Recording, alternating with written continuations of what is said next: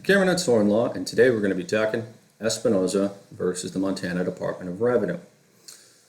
Probably one of the bigger cases on the topic of school choice to come out of the Supreme Court in some time. Now to begin, we have to go back to 2015 where Montana creates this scholarship program that provided dollar for dollar tax credits for donations to private scholarship organizations. Now, those organizations then use the money to fund scholarships for kids going to private schools. Now, Montana, like most places in the country, the majority of private schools are religious in one form or another. Now, after this particular program went into effect, the Montana Department of Revenue, over the objections of the Montana Attorney General, who told them not to do this, put in Rule 1. And it said none of these scholarships can go to religious schools.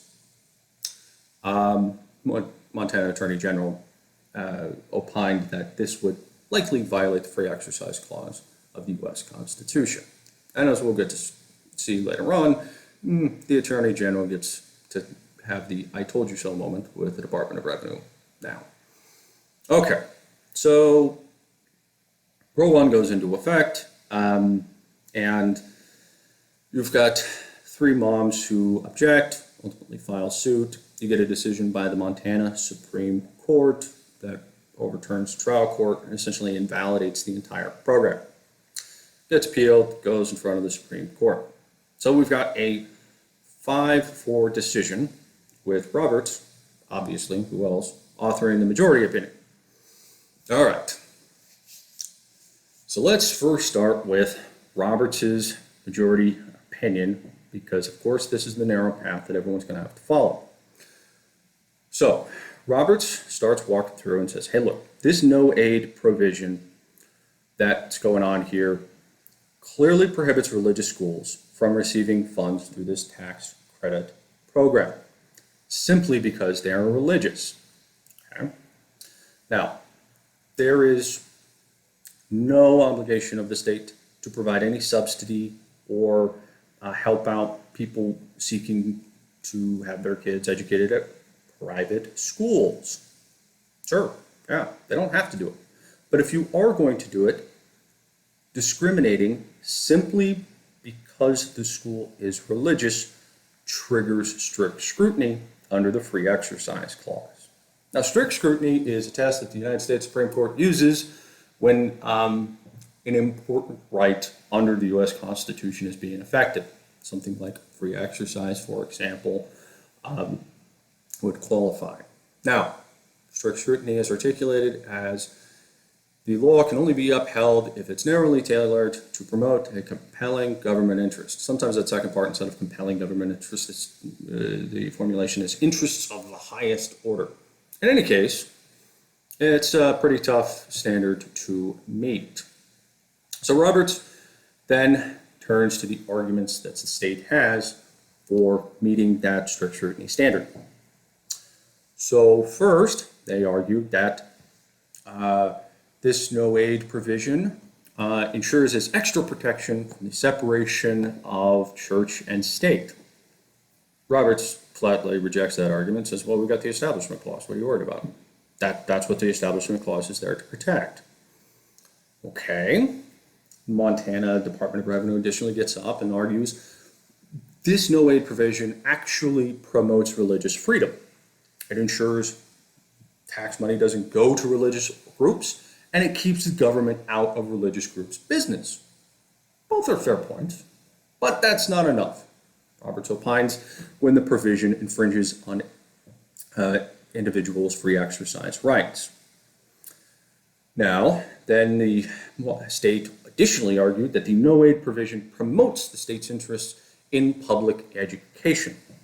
Roberts rejects that argument as well and says, look, again, you don't have to subsidize private education, but you ultimately elected to, and you barred aid to religious schools simply because they were religious. It wasn't all private schools. No, you're subsidizing for private schools. You're just barring it from going to religious private schools. This is not a very convincing argument that it promotes the state interest in public education. Then we get a concurrence by Thomas, joined by Neil Gorsuch. And what he ultimately gets on is he's responding to some certain elements in the dissent, and he reiterates his belief that the Establishment Clause is far more limited than what the court has interpreted it to be historically. It bars the federal government from establishing an official religion, but doesn't really go any further than that.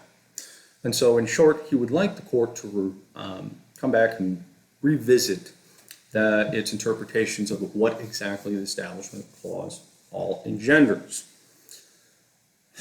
Then we've got a separate concurrence by Justice Alito. And his focus is on the original motivation of the law.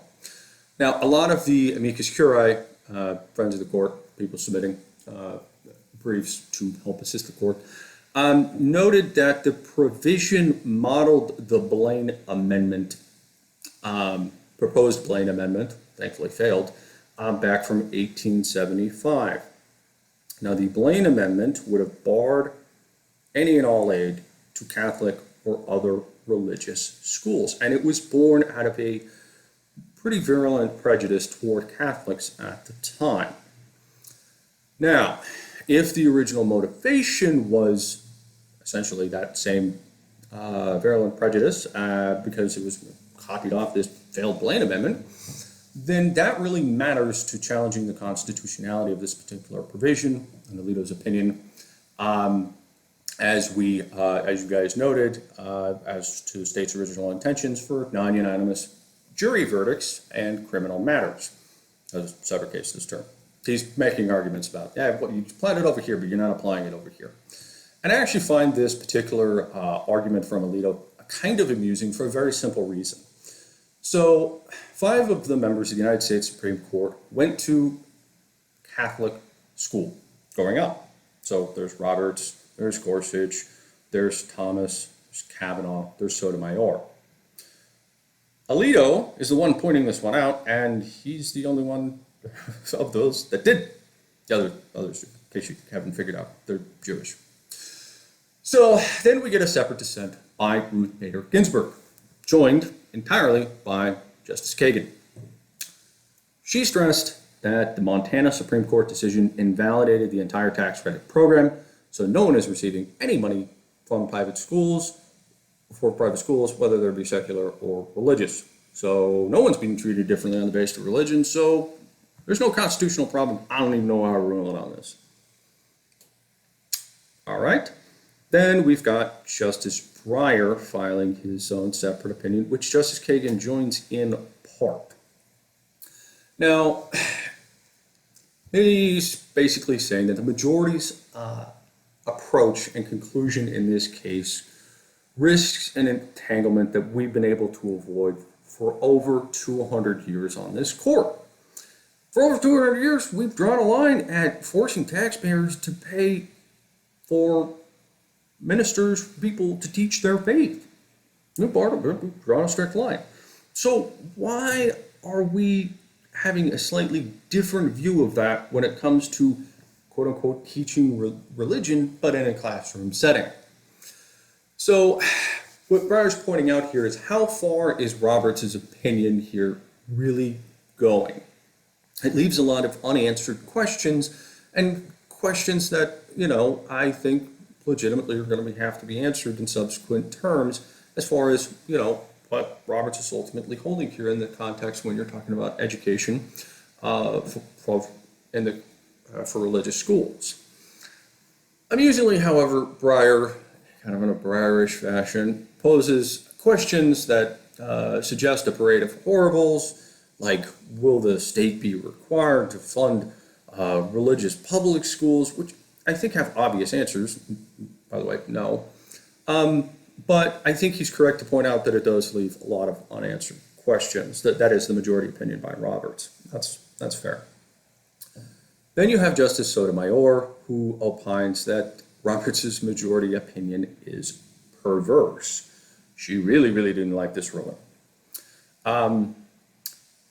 She basically opines that the Supreme Court is requiring the state to reinstate the tax credit program that the Constitution didn't demand in the first place. And yeah, okay, the free exercise clause is meant we can't bar people from being able to exercise their religion, but that has never meant that a majority, possibly a minority, could use the machinery of the state to fund and practice their beliefs. So, again, this is the free exercise establishment clause back and forth type deal. Now, this is, in fact, a major win for school choice advocates. But, again, the whole thing really comes back to the state is not obligated, and this is made abundantly clear, to fund private school education if they don't want to. It's simply that if you do fund or want to subsidize private education, you just can't discriminate purely based on religion, which I don't think is too terribly controversial all in all. But as Breyer points out, this decision does leave out some unanswered questions in terms of the extent to which this could ultimately be pushed. Anyways, as always, I hope you found this enjoyable and informative.